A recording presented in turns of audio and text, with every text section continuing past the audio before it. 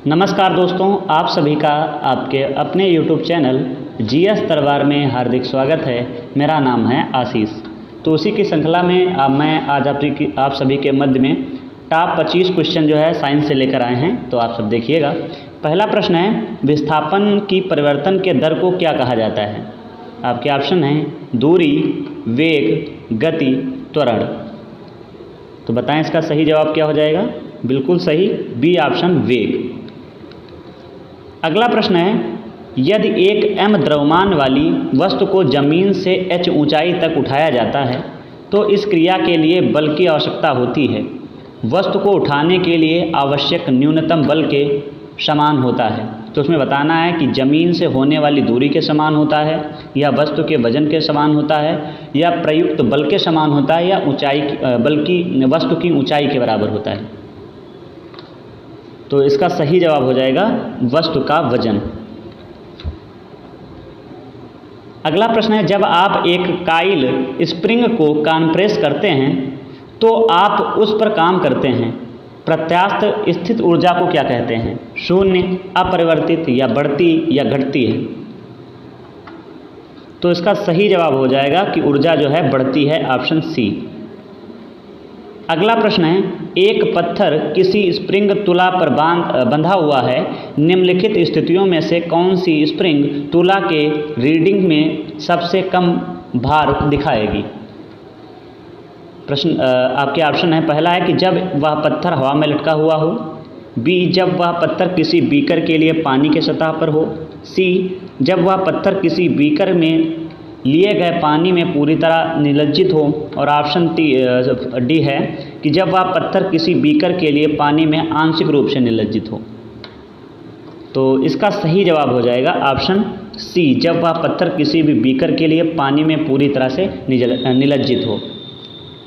अगला प्रश्न है, बहुत ही मैंने इम्पॉर्टेंट प्रश्न रखने की कोशिश की है, जैसा कि आप सब देख रहे होंगे कि सोडा वाटर की एक बोतल को गर्दन से पकड़कर तेजी से ऊर्ध्वाधर वृत्त में घुमाया जाता है।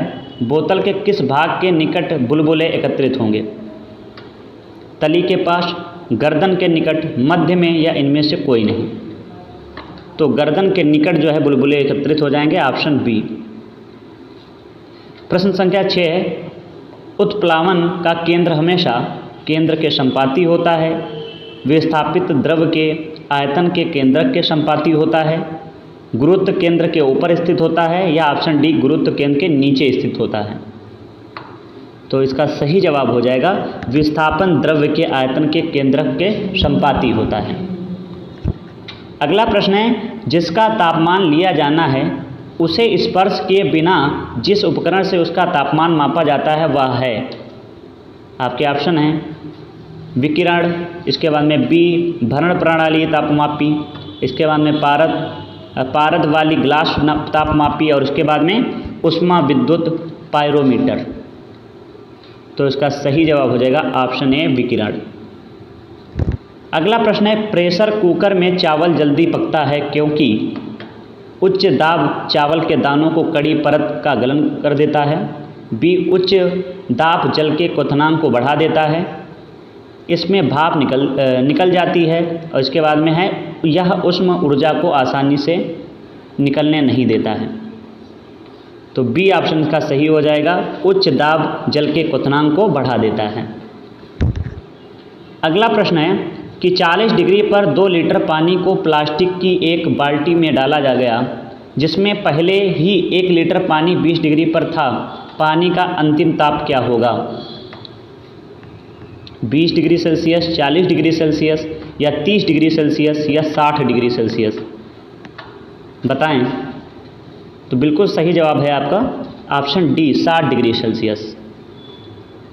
प्रश्न संख्या 10 है, यदि एक सुरंग और इसके क्रमागत गर्त के मध्य दूरी L है तो तरंग दैर्घ्य होगी L, 2L, 3L, या L/2?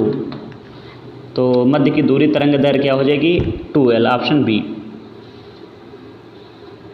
अगला प्रश्न है, आवर्धक शीशा होता है उत्तल लेंस, उत्तल दर्पण, अवतल लेंस, या अवतल दर्पण? तो इसका सही जवाब हो जाएगा उत्तल लेंस, ऑप्शन ए।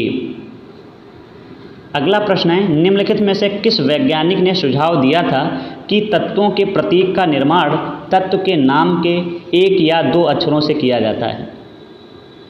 बर्जीलियस ने, डाल्टन ने, या डेमोक्रिट्स ने, या लेवोइजियर ने?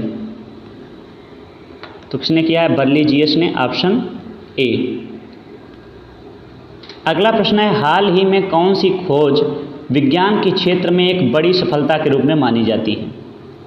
आपके ऑप्शन हैं प्रोटीन, रेजिस्टिन और कोलेस्ट्रॉल के स्तर के बीच लिंक, गुरुत्वाकर्षण तरंगों का पता लगाना, इसके बाद में केरल में 4 नई मछलियों की प्रजातियां, और डी भारत के पश्चिमी घाट पर या पश्चिमी तट पर 2 लाभकारी काई प्रजातियां। तो बताएं, बिल्कुल सही बी ऑप्शन का सही होगा, गुरुत्वाकर्षण तरंगों का पता लगाना। अगला प्रश्न है, किसी विलयन का पीएच उसकी सांद्रता पर निर्भर करता है? किसकी सांद्रता पर? देखिएगा ऑप्शन ए है hydride ion, hydroxide ion, oxide ion, इसके बाद में हाइड्रोनियन आयन। तो ऑप्शन डी इसका सही होगा, हाइड्रोनियन आयन। अगला प्रश्न है, आधुनिक आवर्त सारणी के निम्नलिखित समूहों में से किसमें नोबेल गैस को रखा जा गया है?